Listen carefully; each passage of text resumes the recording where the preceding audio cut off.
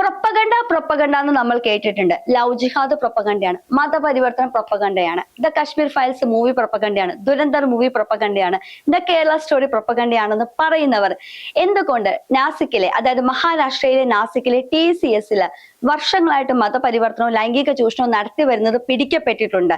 8ഓളം team leaders ആണ് പിടിയിലായിരിക്കുന്നത്. ഒരു ലേഡിയുണ്ട്. ആ ലേഡിക്കാണെങ്കിൽ വൈറ്റ് കോളർ ടെററിസത്തിലേക്ക് വിരൽ ചൂണ്ടുന്ന ദില്ലി ബോംബ് ബ്ലാസ്റ്റിലേക്ക് ഷഹീൻ എന്നൊരു വ്യക്തിയുമായിട്ട് അഭേദ്യമായിട്ടുള്ള ബന്ധമുണ്ട് എന്നാണ് ഇപ്പോൾ തെളിവുകൾ വരുന്നത്. ഈ വിഷയമാണ് നമ്മൾ സംസാരിക്കാൻ പോകുന്നത്. ഈ നാട്ടില് നർക്കോട്ടിക്സ് ജിഹാദ്, വൈറ്റ് കോളർ ടെററിസം, ലവ് ജിഹാദ് ഇതെല്ലാം ഗ്ലോബൽ ടെററിസത്തിന്റെ ഭാഗമാണ്. പക്ഷേ ചില വിഭാഗങ്ങൾക്ക് ഇതൊന്നും പറയുമ്പോൾ ഇഷ്ടപ്പെടുകയില്ല, അംഗീകരിക്കുകയില്ല. അങ്ങനെ അംഗീകരിക്കാത്ത വിഭാഗങ്ങൾ പറഞ്ഞു പരത്തുന്ന ഒരു പദമാണ് അല്ലെങ്കിൽ ഒരു വാചകമാണ് പ്രൊപ്പഗണ്ട എന്ന് പറയുന്നത്. അതിനെ ബേസ് ചെയ്തിട്ട് എന്തെങ്കിലും ഒരു സിനിമ വന്നു കഴിഞ്ഞാലോ ആരെങ്കിലും സംസാരിച്ചു കഴിഞ്ഞാലോ അതെല്ലാം ഒരു പ്രൊപ്പഗണ്ടയുടെ ഭാഗമാണ് എന്നാണ് അവരൊക്കെ പറയുന്നത്.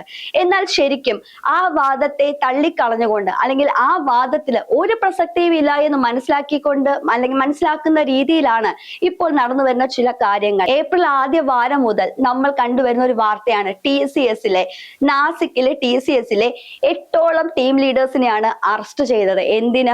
മതപരിവർത്തനം നടത്താനായിട്ട് നിർബന്ധിച്ചു എന്നും അതേപോലെ ലൈംഗിക ചൂഷണം ചെയ്തുവെന്നും മാത്രമല്ല അവിടെ വർക്ക് ചെയ്യുന്ന മറ്റു മതസ്ഥരുടെ മതവികാരത്തെ വ്രണപ്പെടുത്തി എന്നാണ് ഒരു കംപ്ലൈന്റ് വന്നത്. 2022 മുതൽ 2026 വരെയുള്ള കാലഘട്ടങ്ങളിലാണ് ഈ സംഭവങ്ങൾ നടന്നുകൊണ്ടിരിക്കുന്നത്. നിങ്ങളൊന്ന് ആലോചിച്ച് നോക്കുക. ഏറ്റവും പ്രമുഖമായ ഒരു IT കമ്പനിയാണ് TCS, ടാറ്റ കൺസൾട്ടൻസി സർവീസസ്. ആ TCS നടക്കുന്ന വിവരങ്ങൾ ലോകം അറിയുന്നത്. ഇത് എത്രത്തോളം നമ്മളെ ഭീതിപ്പെടുത്തുന്നുണ്ട്. തൊഴിലിടങ്ങളിൽ പോലും നിർബന്ധിത മതപരിവർത്തനം നടത്തുന്നു, ലൈംഗിക ചൂഷണത്തിന് വിധേയരാകേണ്ടി വരുന്നു, മറ്റു മതങ്ങളെ അപമാനിക്കുന്ന രീതിയിൽ, മതവികാരത്തെ വ്രണപ്പെടുത്തുന്ന രീതിയിൽ സംസാരിക്കുന്നു. ഇത് വേറെ എവിടെയുമല്ല, ഇത് ഇന്ത്യ എന്ന മതേതര രാജ്യത്താണ് ഈ സംഭവം നടക്കുന്നത്. നമുക്ക് ആ വീഡിയോ കണ്ടിട്ട് വരാം. വീഡിയോയിലേക്ക്. TCSലെ റാക്കറ്റ് ലക്ഷ്യമിട്ടത് 12 വനിതകളെയാണെന്ന് ഇപ്പോൾ പോലീസ് വ്യക്തമാക്കുകയാണ്. നിലവിലുള്ളത് 9 പേരുടെ പരാതികളാണ്. മലേഷ്യയിലുള്ള ഇമ്രാൻ എന്ന വ്യക്തിയിലേക്കാണ് അന്വേഷണം നീളുന്നത്. ഈ അന്വേഷണത്തിന്റെ കൂടുതൽ വിവരങ്ങൾ ഈ സമയത്ത് പുറത്തു വരികയാണ്. ധനേഷ് രവീന്ദ്രൻ വിശദാംശങ്ങളുമായി നമുക്കൊപ്പം ദില്ലിയിൽ നേരുന്നുണ്ട്. ധനേഷ്, ഗുഡ് മോർണിംഗ്, വിഷു ആശംസകൾ. എന്തൊക്കെയാണ് നാസിക്കിൽ, പ്രത്യേകിച്ച് ഒന്ന് സ്ഥാപനം ആദ്യം കിട്ടിയ പരാതി മൂടിവെക്കാൻ ശ്രമിച്ചു എന്നുള്ള ഗൗരവതരമായ കാര്യം, ബാഹ്യ ഇടപെടൽ ഈ സംഘത്തെ നയിച്ചിരുന്നു എന്നുള്ള ബലപ്പെടുന്ന സംശയങ്ങൾ, എന്തൊക്കെയാണ് പുതിയ വിവരങ്ങൾ? നാസിക് പോലീസ് കേട്ടല്ലോ, ഒരു 9ാമത്തെ 8 ടീം ലീഡേഴ്സിനെയാണ് അറസ്റ്റ് ചെയ്തത്. അതിൽ 9ാമത്തെ ഒരു വ്യക്തി എന്ന് പറയുന്നത് ഒരു സ്ത്രീയാണ്. ആ സ്ത്രീക്കാണ് ഞാൻ നേരത്തെ പറഞ്ഞ വൈറ്റ് കോളർ ടെററിസം, അതായത് ദില്ലി ബോംബ് ബ്ലാസ്റ്റിലൂടെ വെളിപ്പെട്ട വൈറ്റ് കോളർ ടെററിസവുമായി ബന്ധപ്പെട്ട ഷഹീൻ, അൽഫല യൂണിവേഴ്സിറ്റിയിലെ ഒരു ഡോക്ടറാണ് ഷഹീൻ. ആ ഷഹീനുമായിട്ട് അഭേദ്യമായിട്ടുള്ള ഒരു ബന്ധമാണ് ഈ 9ാമത്തെ യുവതിക്കുള്ളത്. അപ്പോൾ പറഞ്ഞു വരുന്നത് ഇത് വെറും ഒരു നിർബന്ധിത മതപരിവർത്തനമല്ല, ഇത് ഒരു ഗ്രൂപ്പാണ്, ഒരു ഗ്യാങ് ആണ്. കാരണം ഈ നാട്ടില് തീവ്രവാദം എന്നുള്ളത് എല്ലാവർക്കും പരിചിതമായ വാക്കാണ്. എന്നാൽ തീവ്രവാദത്തെക്കാൾ ഏറ്റവും സൈലന്റ് ആയിട്ടുള്ള സ്ലീപ്പർ സെല്ലുകളാണ് ഇതുപോലെ നിർബന്ധിത മതപരിവർത്തനവും ലവ് ജിഹാദും നാർക്കോട്ടിക്സ് ടെററിസവും എല്ലാം, വൈറ്റ് കോളർ ടെററിസം ഉൾപ്പെടെ എല്ലാം ഒരു ഗ്ലോബൽ ടെററിസത്തിന്റെ ഭാഗമാണ്. കാരണം പെട്ടെന്നൊന്നും ആളുകൾക്ക് പിടികൊടുക്കുകയില്ല. ഇവർ ചൂഷണത്തിന് വിധേയരാക്കുന്നത് 18 വയസ്സ് മുതൽ 25 വയസ്സ് വരെയുള്ള പ്രായമുള്ള സ്ത്രീകളെയാണ്. മാത്രവുമല്ല സാമ്പത്തികമായിട്ട് വളരെ പിന്നാക്കം നിൽക്കുന്ന സ്ത്രീകളെയാണ് ഇവർ ചൂഷണത്തിന് വിധേയരാക്കുന്നത്. അതിൽ രണ്ടുണ്ട് കാര്യം. അതിനുള്ള കാരണം എന്ന് വെച്ചു കഴിഞ്ഞാൽ, സാമ്പത്തികമായിട്ട് പിന്നോക്കം നിൽക്കുന്ന പെൺകുട്ടികളെ ചൂഷണത്തിന് വിധേയരാക്കുന്നുണ്ടെങ്കിൽ അവർ ഒരിക്കലും അത് പുറത്ത് പറയുകയില്ല എന്നൊരു കോൺഫിഡന്റിന്റെ പേരിലാണ് ഇവർ ഈ ചൂഷണങ്ങളൊക്കെ നടത്തിക്കൊണ്ടിരിക്കുന്നത്. HR ഉൾപ്പെടെ പല പ്രമുഖർക്കും ഇവർ പരാതി നൽകിയിട്ടുണ്ട്. എന്നാൽ ആ പരാതിയെല്ലാം ചവിറ്റുകൊട്ടയിലേക്ക് വലിച്ചെറിയുന്നതിന് തുല്യമായിട്ടാണ് നമ്മൾ കണ്ടുവന്നിരിക്കുന്നത്. അങ്ങനെയാണ് ഇവർക്കെതിരെ കുരുക്കുമുറുകുന്നത്. ഈ ചൂഷണത്തിൽ വിധേയരായ പെൺകുട്ടികൾ പുറത്ത് പോലീസിന് പരാതി നൽകുകയും അതിന്റെ അടിസ്ഥാനത്തിലാണ് 9ഓളം FIRകൾ രജിസ്റ്റർ ചെയ്യപ്പെട്ടതും 8ഓളം ടീം ലീഡേഴ്സിനെ അറസ്റ്റ് ചെയ്യപ്പെട്ടതും നമ്മുടെ ഈ ഇന്ത്യയിലാണ്. നമ്മളൊന്ന് വാർത്തയെടുത്ത് നോക്കിയാൽ അറിയാം, നോർത്ത് ഇന്ത്യൻസില് പലരും പാസ്റ്റേഴ്സ് മതപരിവർത്തനം നടത്തുന്ന പേരിൽ അറസ്റ്റിലായതൊരു വാർത്ത നമ്മൾ കേട്ടു വരുന്നുണ്ട്. സത്യത്തിൽ പാസ്റ്റേഴ്സ് എന്ന് പറയുന്നത് പരസ്യമായിട്ട് മതപരിവർത്തനം നടത്തുകയാണെങ്കിൽ, കാരുണ്യ പ്രവൃത്തിയുടെ മറവിൽ മതപരിവർത്തനം നടത്തുകയാണെന്നുണ്ടെങ്കിൽ ഇവിടെ എന്താണ് ചെയ്യുന്നത്? അതായത് ഒരു സൈലന്റ് ആയിട്ട് ഒരു IT കമ്പനിയിൽ വർക്ക് ചെയ്ത് സൈലന്റ് ആയിട്ട് അവിടെയുള്ള വിഭാഗങ്ങളെ ചൂഷണത്തിന് വിധേയരാക്കുകയും നിർബന്ധിത മതപരിവർത്തനത്തിന് വിധേയരാക്കുകയാണ് ചെയ്യുന്നത്. അപ്പോൾ സൈലന്റ് ആയിട്ട് തന്നെയാണ് ഈ മതപരിവർത്തനം നടത്തുന്നത്. പക്ഷേ പുറമേ പറയുമ്പോൾ എന്താ, ഞങ്ങൾ മതപരിവർത്തനത്തിനെതിരാണ്, ഇതെല്ലാം ഒരു പ്രൊപ്പഗണ്ടയാണെന്ന് പറയുകയും ചെയ്യും. ഇതിനെയാണ് നമ്മൾ കോർപ്പറേറ്റ് ജിഹാദ് എന്ന് വിളിക്കുന്നത്. മനസ്സിലായല്ലോ? ഇനി ഇതും നാളെ ഒരു പ്രൊപ്പഗണ്ടയാണെന്ന് പറഞ്ഞു വന്നേക്കാം. പക്ഷെ അതിനൊരു വ്യക്തമായ തെളിവുകളാണ് ഇപ്പോൾ ടി വിയിൽ ഉൾപ്പെടെ പല മാധ്യമങ്ങളിലും പ്രമുഖ മാധ്യമങ്ങൾ വാർത്തയാക്കുന്നത്. ഇനി അടുത്ത് നമ്മൾ പറയുന്നത് നർക്കോട്ടിക്സ് ജിഹാദ് ആണ്. എന്താണ് ഈ നർക്കോട്ടിക് ജിഹാദ്? നർക്കോട്ടിക് ജിഹാദ് എന്നൊരു വാക്ക് കേരളത്തിൽ സുപരിചിതമായത് പാലാ ബിഷപ്പിന്റെ വാക്കുകളിൽ നിന്നാണ്, പ്രസംഗത്തിൽ നിന്നാണ്. ആ പ്രസംഗം നമുക്കൊന്ന് കേട്ടിട്ട് വരാം. മയക്കുമരുന്നിന് അടിമകളാക്കി അവരുടെ ജീവിതം നശിപ്പിച്ചു കളയുന്ന രീതിയെയാണ് നർക്കോട്ടിക് അഥവാ ഡ്രഗ് ജിഹാദ് എന്ന് നമ്മൾ സാധാരണ പറയുന്നത്. വർദ്ധിച്ചു വരുന്ന കഞ്ചാവ്, മയക്കുമരുന്ന് കച്ചവടങ്ങൾ ഇതിലേക്ക് വിരൽ ചൂണ്ടുന്നതാണ് എന്നത് വ്യക്തമാണല്ലോ. തീവ്ര നിലപാട് പുലർത്തുന്ന ജിഹാദികൾ നടത്തുന്ന ഐസ്ക്രീം പാർലറുകൾ, മധുരപാനീയ കടകൾ, ഹോട്ടലുകൾ മുതലായവ കേന്ദ്രീകരിച്ച് പ്രവർത്തിക്കുന്ന ഇവർ അമുസ്ലിങ്ങളെ നശിപ്പിക്കുവാനുള്ള ആയുധമായി വിവിധ മയക്കുമരുന്നുകൾ ഉപയോഗിക്കുന്നു എന്നത് നമ്മുടെ സമൂഹത്തിൽ ചർച്ചയാകുന്നുമുണ്ട്. മയക്കുമരുന്നിൻ്റെ ഉപയോഗം പ്രോത്സാഹിപ്പിക്കുന്ന റേവ് പാർട്ടികളും അവയിൽ നിന്ന് പിടിക്കപ്പെടുന്നവരുടെ വിവരണങ്ങളും ഈ വസ്തുത വീണ്ടും നമ്മുടെ മുമ്പിൽ എത്തിക്കുന്നു. മയക്കുമരുന്നിൽപ്പെട്ട് രോഗികളായി പഠനവും ജോലിയും ഉപേക്ഷിച്ച് ജീവിതം തകർക്കുന്നവരുടെ എത്രയോ ഉദാഹരണങ്ങളാണ് നമ്മൾ അനുദിനം കണ്ടുകൊണ്ടിരിക്കുന്നത്. നമ്മുടെ സമൂഹം, പ്രത്യേകിച്ച് യുവജനങ്ങൾ കേട്ടല്ലോ. അതായത് നമുക്ക് ചുറ്റും നർക്കോട്ടിക്സ് ജിഹാദ് എന്ന് ഉദ്ദേശിക്കുന്നതിന് ലഹരി പദാർത്ഥങ്ങൾ യുവതി-യുവാക്കൾക്ക് നൽകി അവരുടെ തലമുറയെ തന്നെ നശിപ്പിക്കുക, ചിന്താശക്തിയെ നശിപ്പിക്കുക, പ്രതികരണ ശേഷിയെ നശിപ്പിക്കുക. ഇതാണ് നർക്കോട്ടിക്സ് ജിഹാദ് എന്ന് പറയുന്നത്. നമ്മൾ കണ്ടതാണ് ഒരുപാട് കുടുംബത്തിലെ ഏക പ്രതീക്ഷയായ മകൻ അല്ലെങ്കിൽ മകൾ മയക്കുമരുന്നിന് അടിമയായിട്ട് ജീവിതം തുലഞ്ഞു പോകുന്ന ഒരു കാഴ്ച ഇപ്പോൾ നമുക്ക് ചുറ്റും നോക്കിയാൽ കാണാം. നമ്മുടെ യുവതലമുറകൾ മയക്കുമരുന്നിന്റെ പിടിയിലാണ്. എന്താണ് ഇങ്ങനെ കുത്തൊഴുകി വരുന്ന മയക്കുമരുന്നും ലവ് ജിഹാദും ഇപ്പോൾ നിർബന്ധിത മതപരിവർത്തനവും നമ്മുടെ യുവാക്കളെയും യുവതികളെയും എല്ലാം എന്തിനാണ് ഇങ്ങനെ വഴിതെറ്റിക്കുന്നത്? ഒറ്റ ലക്ഷ്യമേ ഉള്ളൂ, മുസ്ലിങ്ങളല്ലാത്ത അമുസ്ലിങ്ങളെ ഇല്ലാതാക്കാൻ വേണ്ടിയിട്ട് നടക്കുന്ന ഒരു പ്രൊപ്പഗണ്ടയുടെ ഭാഗമാണ് ഇതെല്ലാം. പക്ഷെ ഇതൊന്നും പറഞ്ഞാൽ ആരും വിശ്വസിക്കുകയില്ല. കാരണം ഇവർ തന്നെ മറുഭാഗത്ത് വൈറ്റ് വാഷ് അടിച്ച് തുടങ്ങിയിട്ടുണ്ട്. പക്ഷെ ഇപ്പുറത്ത് എത്രത്തോളം വൈറ്റ് വാഷ് അടിക്കാൻ നിന്ന് കഴിഞ്ഞാലും ഇപ്പുറത്തെ സൈഡിൽ നിന്നും ഇതെല്ലാം സത്യം മറനീക്കി പുറത്തു വന്നിരിക്കുകയാണ്.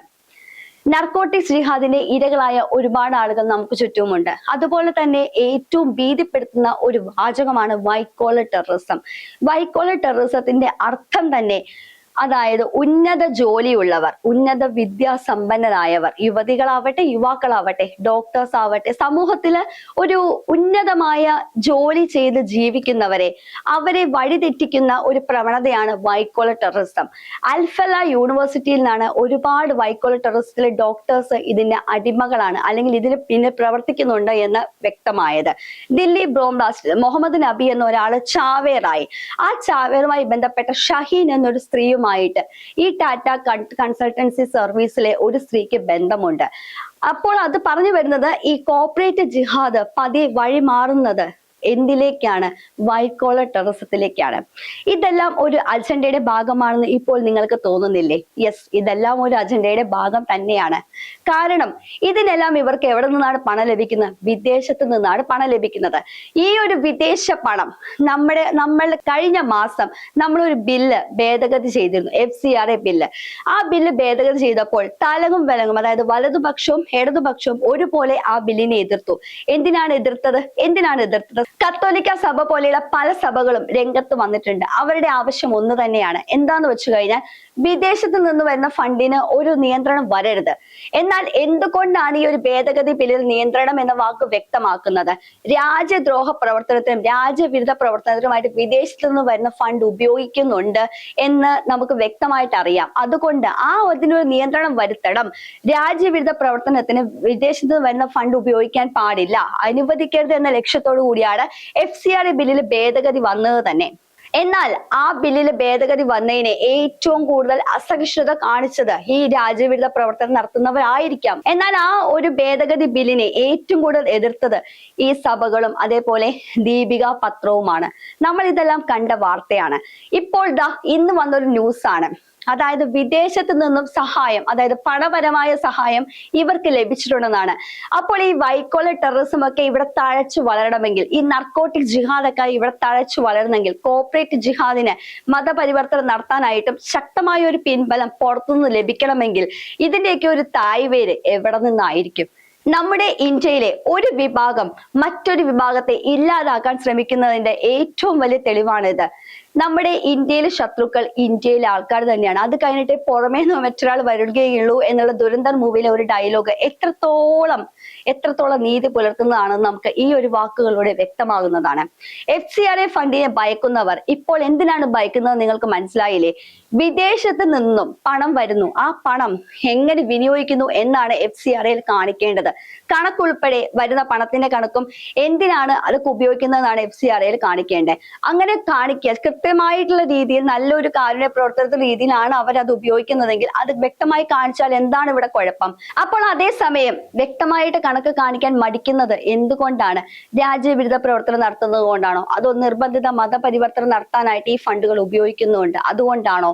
അല്ല, നമ്മുടെ ചോദ്യങ്ങൾ അങ്ങനെയൊക്കെ വരുമല്ലോ. കാരണം ഇപ്പോൾ തന്നെ ഒരു വാർത്ത വന്നിരിക്കുന്നതാണ്, വിദേശ സഹായം ലഭിച്ചിട്ടുണ്ട് ഇതുപോലെ കോർപ്പറേറ്റ് ജിഹാദുകൾക്കെന്നാണ്. അപ്പൊ കോർപ്പറേറ്റ് ജിഹാദ് നടത്താനായിട്ട് വിദേശ പണം വന്നിട്ടുണ്ടെങ്കിൽ നമ്മുടെ ഈ നാടിനെ കുട്ടിച്ചോറാക്കാനായിട്ട് പുറമേ നിന്നൊരു പ്ലാൻ തന്നെ വരച്ച് രേഖപ്പെടുത്തിയിട്ടുണ്ടെന്നല്ലേ അതിന്റെ അർത്ഥം? നിങ്ങൾ തന്നെ കണ്ണുറന്ന് നോക്കുക, നമുക്ക് ചുറ്റും എന്തൊക്കെ ജിഹാദുകളാണ് ഇപ്പോൾ വരുന്നത്. ലവ് ജിഹാദ് അത് പ്രൊപ്പഗണ്ടയാന്ന് പറയുന്നു, കോർപ്പറേറ്റ് ജിഹാദ് പ്രൊപ്പഗണ്ടയാണ്. വൈറ്റ് കോളർ ടെററിസമോ കെട്ടിച്ചമച്ച കഥയാണ്. ശരിക്കും കെട്ടിച്ചമച്ച കഥയാണെന്ന് ഇവർ വരുത്തി തീർക്കാൻ ശ്രമിക്കുമ്പോൾ യഥാർത്ഥ കഥ മറന്നേക്ക് പുറത്തു വരികയാണ് സത്യം. അതുകൊണ്ട് നമ്മൾ ചുറ്റും ജാഗരായിരിക്കുക. നമ്മുടെ യുവതലമുറകൾ വഴി തെറ്റാതെ ഏറ്റവും കൂടുതൽ ശ്രദ്ധിക്കുക. നിങ്ങൾ ലഹരി ഉപയോഗിക്കുന്നവരാണ്, കൂടുതൽ പേര് ഉപയോഗിക്കുന്നവർ. പക്ഷെ ലഹരി ഉപയോഗിച്ച് അതൊരു അടിമത്തത്തിലേക്ക് വരുമ്പോൾ അതൊരു റാക്കറ്റിന്റെ കണ്ണികളായി നിങ്ങൾ മാറുകയാണ്. ഇതിനെയാണ് നമ്മൾ നാർക്കോട്ടിക്സ് ജിഹാദ് എന്ന് പാലാ ബിഷപ്പ് ഉദ്ധരിച്ചത്. അതേപോലെ തന്നെ കോർപ്പറേറ്റ് ജിഹാദ് ഇത് ഒരു IT കമ്പനിയിൽ മാത്രം നടക്കുന്ന കാര്യമാണ് നമുക്ക് വിശ്വസിക്കാൻ പറ്റുമോ? ഇതേപോലെ എത്ര അറിയപ്പെടാത്ത കമ്പനികളിൽ ഇതുപോലെ നിർബന്ധിത മതപരിവർത്തനവും ലൈംഗിക ചൂഷണവും നടക്കുന്നുണ്ടാവും. ചിലപ്പോൾ ഒരു പക്ഷേ സാമ്പത്തികമായിട്ട് പിന്നാക്കം നിൽക്കുന്ന സ്ത്രീകളെ മാത്രം ഫോക്കസ് ചെയ്ത് ഇങ്ങനെ ചൂഷണം നടത്തുന്നത് കൊണ്ടായിരിക്കാം, അവരൊരു ഭയമുള്ളത് കൊണ്ടായിരിക്കാം അവർക്കത് പുറമെ വന്ന് പറയാൻ പറ്റാത്തത്. ആഴ്ന്നിറങ്ങി കഴിഞ്ഞാൽ ചിലപ്പോൾ ഒരുപാട് IT കമ്പനികൾ ചിലപ്പോൾ ഇതിന്റെ വലയിലായിട്ടുണ്ടാകാം. അതുകൊണ്ട് തന്നെ നമ്മൾ സ്വയം ജാഗരൂകരാകുക. കാരണം നമുക്ക് ചുറ്റും നല്ലവരേതാ ചീത്തവരേതാ എന്നൊന്നും നമുക്ക് അറിയത്തില്ല. വരും ദിവസങ്ങളിൽ എന്താണ് ഈ കോർപ്പറേറ്റ് ജിഹാദിനെ പറ്റി കൂടുതൽ വാർത്തകൾ വരുമെന്ന് പ്രതീക്ഷിച്ചുകൊണ്ട് വീഡിയോ അവസാനിപ്പിക്കുന്നു.